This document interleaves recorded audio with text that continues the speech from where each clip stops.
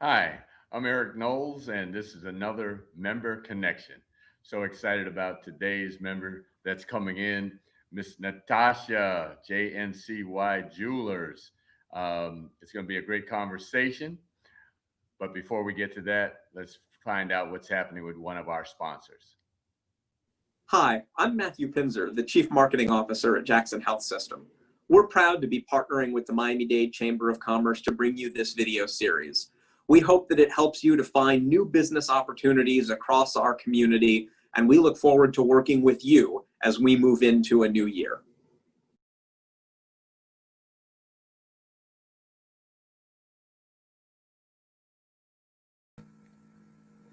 So, Natasha, how are you today?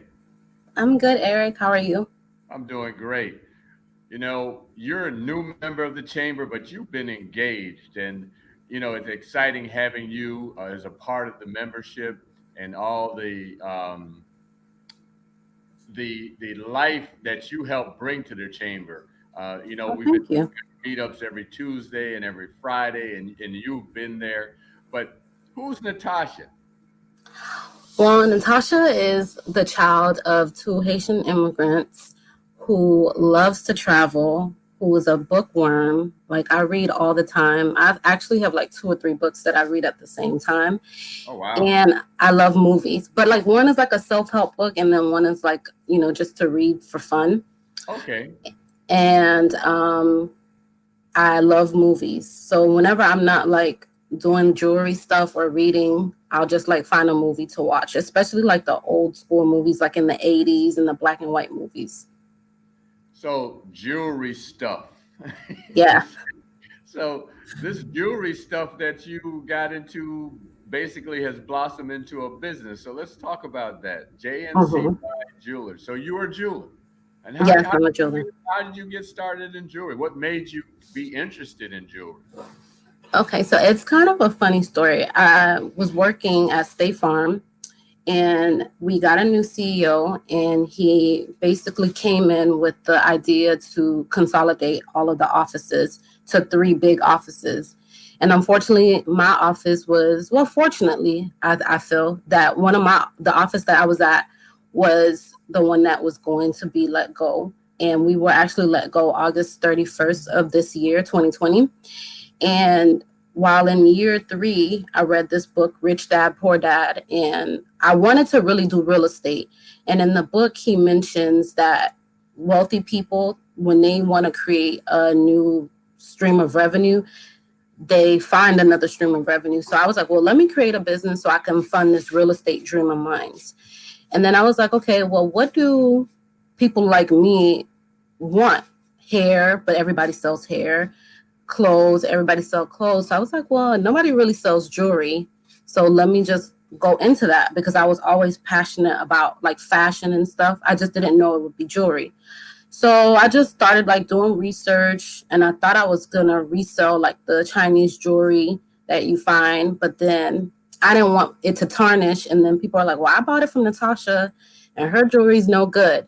So I Right. kept researching and researching, and then I found someone locally in the US that was able to sell me real gold and real diamonds. And I just went from there. I was like, is this possible? And it really was. And then I set up my Instagram page and then I just started to showcase it. And then I researched who I wanted to sell it to. And then like the rest is history. So selling gold and diamonds, it's obviously diamonds are a girl's best friend. Yes, it is. And I know one of your sayings, your business, you get to play in diamonds. What is that saying that you have? I get to play in diamonds all day. That's interesting. Yeah. So the were you artistic outside of that? Because I know jewelry is a very artistic hmm product. So what again, how did the artistic part come about? I've always sketched, but never really well because I never like paid attention to it. All of my brothers, they're really good with that. Like one brother I have, the youngest one, he uses like mold and he like can make like figurines. And my other brothers draw.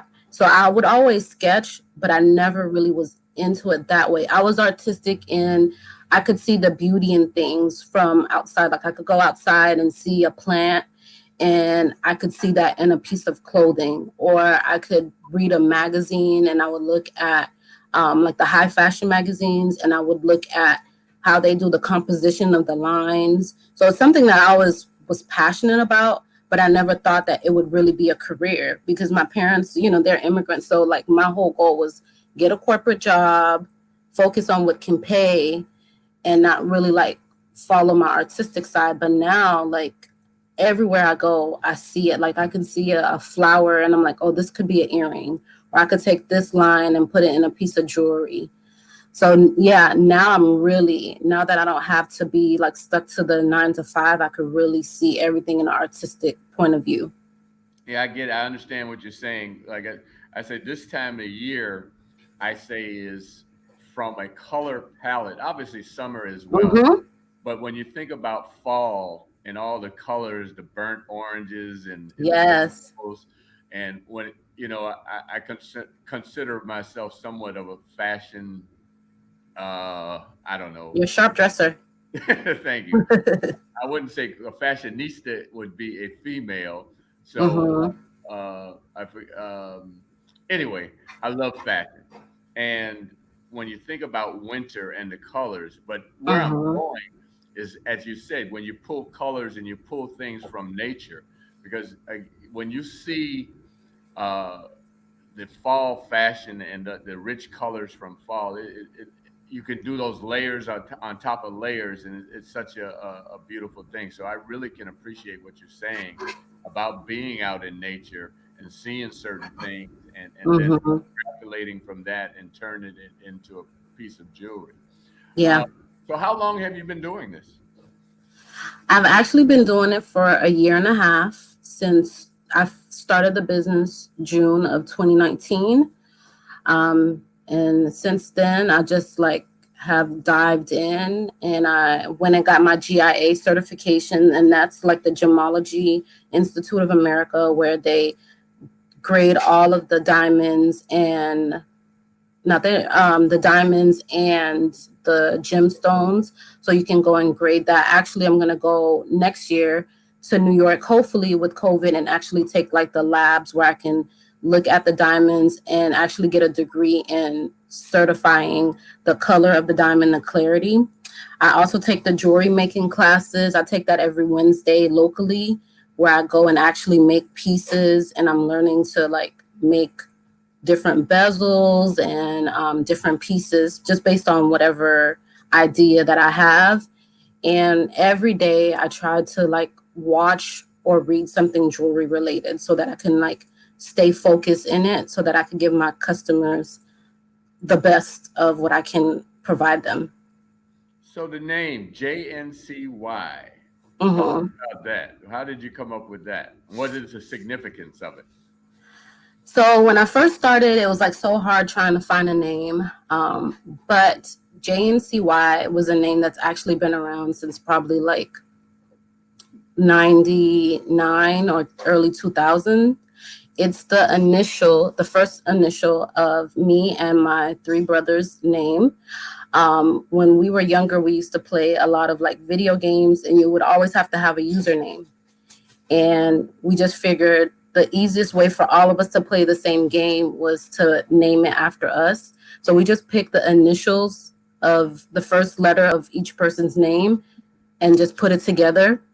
And since then, we were JNCY. Everywhere we would go, we would be JNCY. And when I started this business, um, I knew that I wanted it to be family based. And I'm a big proponent of generational wealth. And I want this to be something that my grandkids could be a part of. So I named it for me and my three brothers. And since then, they want to be bench jewelers, which is the people that create the pieces. So it's just like I created it, but it'll be a family-based business very soon. As soon as they're done with their classes. Oh, that's awesome. Thank Nothing you. like a family working together, work, work together, play together, build like Hmm. generational wealth. So You've been a part of the chamber for a while now. Why is it important that you be a member of the Miami-Dade Chamber of Commerce? That is such a great question. The chamber has truly changed my life. I only knew what I knew. I just had an idea, but I didn't know like how to really do it business wise, like the tax IDs that I needed, the paperwork that I needed. So once I joined, and I'll actually tell you why I joined. I was following a business coach on social media. Her name is Ashley Ann, and she mentioned joining your local chamber of commerce. She was like, these are people who've already been in the position that you have been. A lot of them are open to mentorship, and it's a great way to get connected within your city. And I never heard of the chamber before that. So I was like, well, let me just research it. I told my friend about it, and she was like, you need to join like yesterday. So I was like, okay, let me join. I went on the website, and I saw all of you guys, and I saw people that looked like me. And I was like, oh my God, these people have already done the business stuff. This will be great. And then like everybody was so welcoming. I've never met a group of people who have been so open to talk openly and freely, who want to help others. I've seen in the meetings where someone will be like, oh, I know this connection, I'll call you after.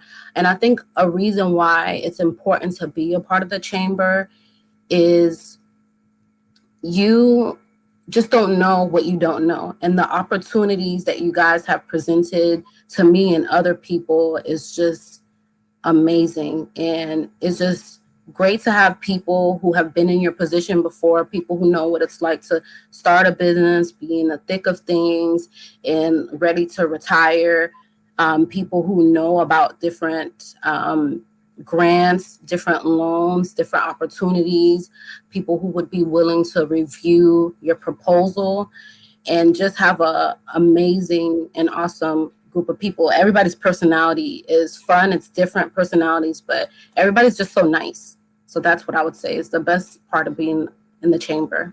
Oh wow, that's quite a testimony. We really appreciate you as well. As I said, you engage and you give so much input. So it's as I say, a symbiotic relationship. You are also giving as you're receiving. So we really appreciate your participation in the chamber. So if someone wants to learn more about JNCY Jewelers or to get in touch with you, how can they do that? Well, they can go on my website. It's www.jncyjewelers.com, and it's jewelers with the S, so it's plural. The contact number is 305-925-2431, or they can go on any of the social medias. But I'm more on Instagram and Facebook, and it's the @name JNCY Jewelers. There you'll get to see me make the jewelry. I have some of that. You'll get to see any of the new pieces that I make. And I wanted to share, I'm going to share this with the group, but I officially became a reseller of Rolex watches. So you guys will be able to see any of the Rolex watches that I am able to source. And so you'll get to just see any jewelry that I have and any of the luxury watches. That's amazing. Excited for you and Thank excited for you. your growth, and really look forward to seeing JNCY on the side of a billboard as I'm driving down the highway one day. So keep up the good work. Thank If you. you want to know more about the chamber, you can go to www.m-dcc.org, or you can call the chamber at 305-751-8648. And this Saturday, December 12th, please join us for the 15th annual holiday virtual gala. You can go on the chamber's website and find out more about that. So we want to appreciate Natacha coming on today for the membership connection, and we look forward to seeing you next time. Thank you, Natacha. Thank you, Eric.